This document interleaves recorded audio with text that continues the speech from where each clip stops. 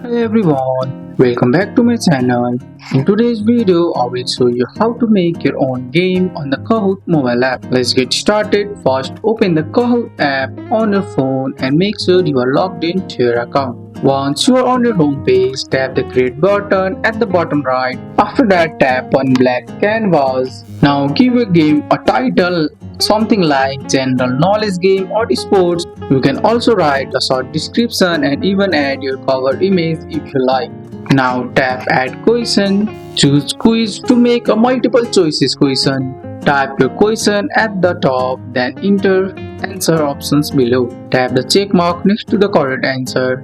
You can adjust the time limit and set points for each question. Tap done or add question to keep adding more. If you are done adding questions, tap down in the top right corner, then hit save or publish.